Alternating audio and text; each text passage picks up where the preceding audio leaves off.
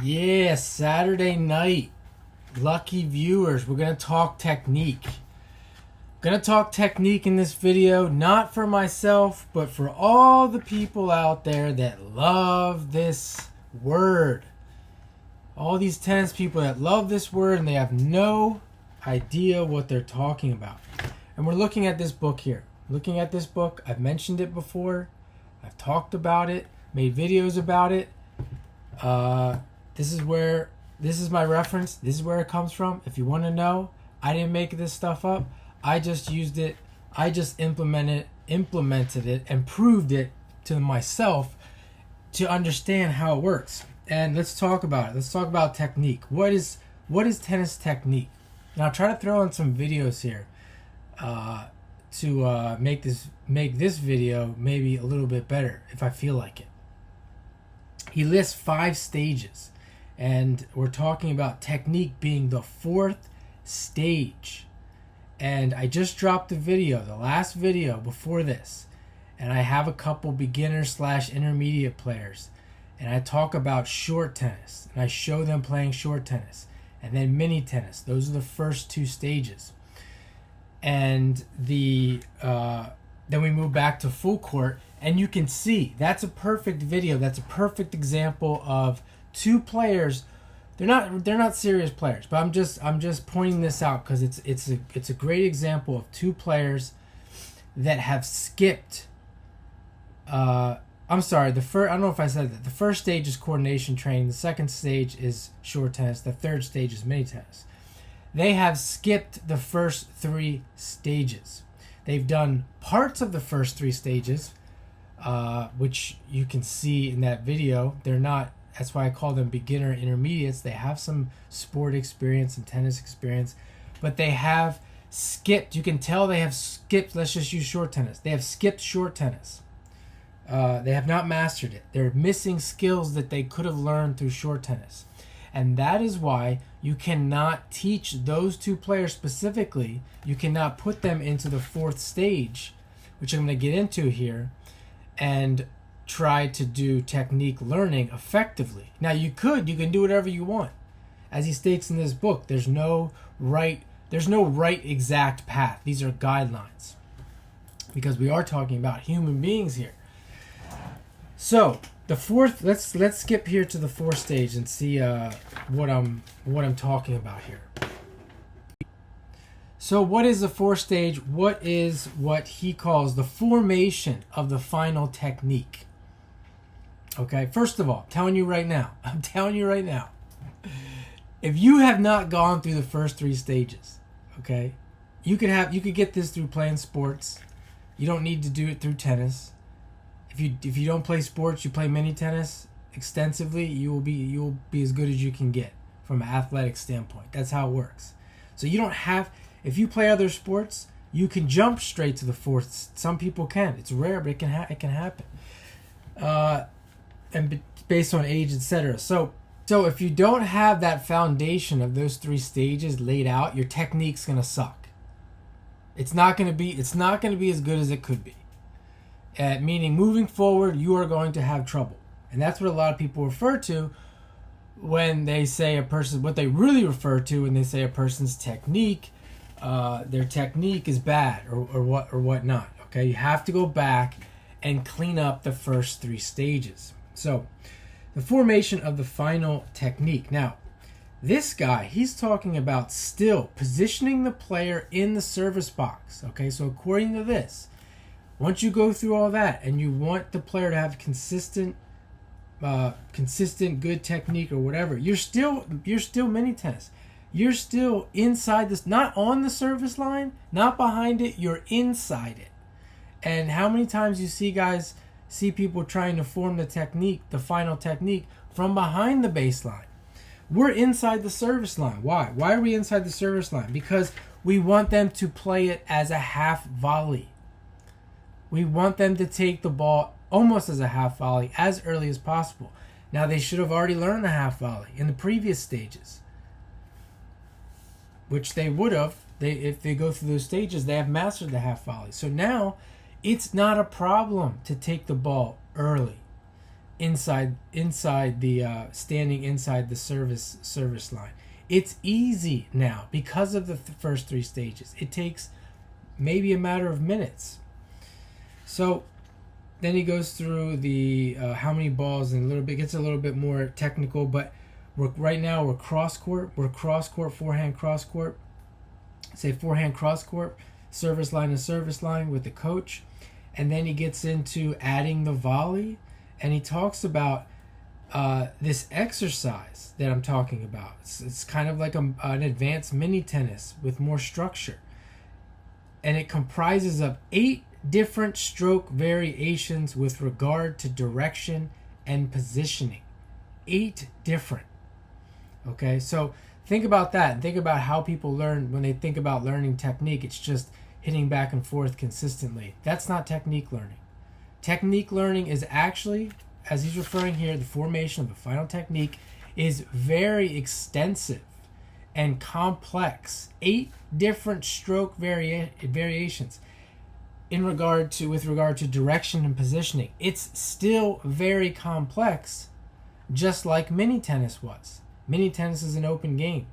People see people playing mini tennis, short tennis, etc. It looks chaotic. It's complex for a reason. And the formation of the final technique is no different. The volley is included in the final technique. It's not separate from the final technique. It's included. The player should not return every 4th or 5th ball to the coach across the court or down the line, but down the line or cross court into the free space. So that's hitting a winner, essentially. Hitting away from the coach is included in the formation of the final technique from a shorter distance. So it's not as if today we're going to work on the forehand cross court and tomorrow we're going to hit a ball to the open court. No, we're going to do this as soon as the coach is comfortable with making it more complex. And I'm telling you right now, the less experience that a player has in the first 3 stages, the longer this process is going to take, which is why you would have a coach hitting ball after ball cross court day after day, week after week, because the player is not ready to form the final technique, because they skipped or they haven't given enough time to the first 3 stages. And that is the majority of what you see in tennis players, even ones with so-called professional expert coaches. So he goes on with that, and the overhead. The overhead is included in this. Now we have finally we have positioning of the player on the baseline. And it says here, to simplify, we can say that for the time being, the same exercises we did in the mini tennis court to form the final technique are going to be done on the baseline. Now, could you skip everything I just said and move to the baseline? Absolutely. Absolutely you could. However, like I said, the problem is most coaches and people don't have the eyes, so they don't have the eyes to determine when and if or how to skip these things. They just rush right to the baseline because they don't have the eyes. They don't have the experience, the expert. They call themselves experts, but they really don't have the eye for it. And part of that would be because of the pressure of an hour lesson. I mean, if you're talking about a tennis pro who has a full schedule, this is almost impossible. This is not for tennis pros. Tennis pros are salesmen, which I go into. A tennis pro can do whatever they want. They literally can do whatever they want and get away with it. The customer shows up, they're winning. And it doesn't take much to please a tennis customer. So, now I give some comments, some tips on what it should look like, etc. You know, like some of the things I talked about in the last video with short tennis, where we saw the girl move to her right, because of the game, make an athletic movement. And as a coach, that's what you're looking for. That's why you set up the short tennis, because it creates that. I'm looking for that in stages 1. In stages 1, 2. What would stage 1 be? I'm looking for that in a soccer game. Can the person play soccer at a basic level? Can they play hockey? Can they play basketball? Because those movements at a basic level are learned in those games. I don't need it to be a full-on soccer game or basketball game. 1-on-1 game would suffice, or 2-on-2. So that gets into more of the details that you can find on any YouTube video on what it should look like, because that's really all those videos are doing. That's all they're doing. They're not teaching anything. They're showing you what it should look like. They're showing you what it should look like so you can go out and try to copy it, not knowing if you're ready to learn those things. And as I said before, for most people, if you don't get it right away, and if it doesn't look right almost right away, you're going too fast. It's not that. Once you get it, once you're fully prepared to make, for example, the backswing begins with the taking back of the hitting shoulder to achieve an optimal torsion. At the end of the backswing, the back should be at least half turned towards the coach. If you can't do that upon instruction immediately, successfully, from wherever you're hitting, you're going too fast. You've skipped steps, meaning maybe you shouldn't be on the full court yet to do that. Maybe you have skipped the mini tennis games, etc., or you haven't done it long enough. That's what I mean by that. And you'll see people, if you have to, I have to reiterate this, if you have to practice that day after day after day and you still feel like you don't get it or you aren't getting it, you're wasting your time. You're never going to get it. Not only you're never going to get it, it's never going to be correct. And you're just going to be annoying to play with. I mean, that's what this comes down to. I mean, for me, it's just like how many people are annoying to play with. And I talk about that on the channel too. Like, you can play with anyone, but at the end of the day, there's way too many people in the general populace that don't have this at a basic level. Not because they're not good enough. Well, it could be some personality issues, but it could be partially their personality, partially the coaches, partially the ignorance of the whole process. So anyway, now we get back to the baseline, and there's a bunch of exercises which I get into on the channel, and one of them is this. If you can see that, there's a target area back there. There's 3 targets. You're behind the baseline. Your partner's behind the baseline. One of the exercises would be now to hit back and forth to those 3 targets, and those 3 targets alone. It's not that you have to stop the rally. It's just that's what the mind is on. That's what the mind is trying to do. And let's say you're doing that. You're at this point, and one of the players stops and says, I'm not turning enough. I'm not rotating. I'm doing this. I'm not doing that. Wrong. You're skipping again. You're skipping steps. And just because this is what you're trying to do. This is what you're trying to do. If you're not trying to do that and you can't focus on that alone, you need to go back. You're skipping steps. You're not prepared for this. And how many times have I seen players do this in a match? The girl also made that comment about games. Practice is practice and game is a game. No, games are games. Practice is games. Games are practice and practice is a game. Always. So what you see is players, and you would see this in yourself too. You see players playing matches, like inexperienced players, and then they get into these long baseline rallies, and this is what they're doing because they want to win so bad. They want to win so badly that in the match that's all their focus is on is hitting that target, and they're going back and forth, and they're actually training In the match, they're training their technique. This is why I used to set up mini tournaments for 10 and unders, because it was so critical, because they couldn't do it in practice, because they had that practice game, that practice is practice mentality. They couldn't do this in practice because they couldn't get their head out of their ass that there's a game. It's a game. So they go play I set up these tournaments and trick them, and they go play their tournament, and then I get my technique training in the tournament. I get this in the match, and they have no idea what's happening. So then you get into, the cross court only, 2 cross court, 1 down the line, and on and on and on. All those things. There's a whole list of them. And then it moves on to passing shots. Passing shots is a situation. So now we're talking about formation of the final technique. We see where it went. It's moving into the 5 situations in tennis. One of them being the passing situation.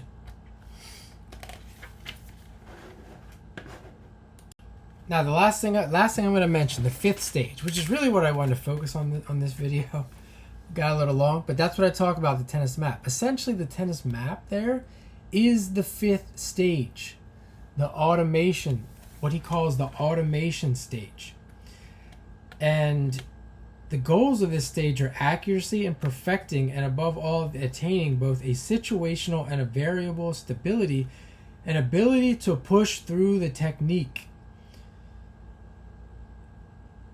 I'm not going to read any more of that. Just want to focus on that sentence there. At the end of that sentence, the ability to push through technique.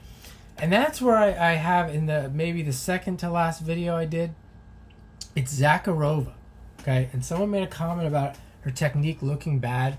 This is what she's doing. She's pushing through her technique for what she possesses. Could her technique be better? Maybe. There's only so much time. There's only so much time to change, and then you get into like what you're born with and things like that. You can only do so much, and at some point you got to push through your technique, and that's what she's doing. So to push through your technique, you're trying to hit these targets in certain situations, even though it's difficult. So if we go back to this game, this is a simpler game. You still have to push through your technique to make this happen. But add the other targets. And what happens? How about this target here? You want to hit that? Maybe a short angle from over here, from back here. You have to push through your basic technique that you learned going straight ahead, or a cross court where it was easy. Cross court mini tennis. You're pushing through that basic technique. And then you have the guy on the other side, he's trying to take your head off. How about then? You can't hit a perfect shot. You're pushing through that perfection that you perceivably at one point thought you achieved. And then he goes through all the situations that, again, these situations should have already been practiced, or I shouldn't say practiced, but played in a game in the previous stages for fun. It's not that the passing shot becomes official now. It's something you've already done for fun. And now, because you've done it so much for fun, now we can get an understanding up here of what's really happening. And that's what you see on TV. They have complete understanding of what's happening. And that, in my opinion, is where you get a Djokovic, complete understanding, or a high level of understanding. And going back to this idea of all of this has already happened. This is another reason why you play matches, whether it's mini tennis matches, fun mini tennis matches, orange ball, green ball. You see Emma Raducanu playing orange ball at an extremely high level, orange ball, with that other British girl back when she was 10 years old. She's already learned how much. That's another reason why the balls are so important. But all the matches that she's played, without thinking about it, she's learned the passing shots. She's learned volleys and all kinds of stuff. How to push through technique. How to push through technique with the orange ball. You can do that in an orange 60-foot game. That you can't. You're trying to push through technique with a yellow ball for a 9-year-old is not. It's not even what we're talking about. It's something far harder. They're making the game way harder than it really is. It's never going to be that hard, ever, ever. And these people, just to go on a little side note, I'll leave you with this. These people that love to do that, it's not 100% bad, but they think that, we'll just push them really, really hard and make it super hard, and then when it gets easy, it'll be easier for them. Not necessarily, because the range, it's like the level of difficulty. When we're talking about a 9-year-old playing yellow ball and trying to up their level, trying to play 13-year-olds and stuff, here's their level. We want to make it a little bit more difficult, so it's challenging. They're trying to do this. That's what they're trying to do, and all that does is hurt people. And if you want to talk about technique, all that does is hurt your technique. And that's again why you see all these college players doing what they do. That's why they all look ugly. And you could say that that's one of the reasons why they can't go to the next level, because they can't control. If you wanted to have control over everything, they can't do it. They don't have control. They have a control over the small little things that they do. And if you try to get them to do the things in this book and do other things, they're going to fight you. They can't do it. Not all of them. Not all of them. Just, I'm gonna stop because this is getting long.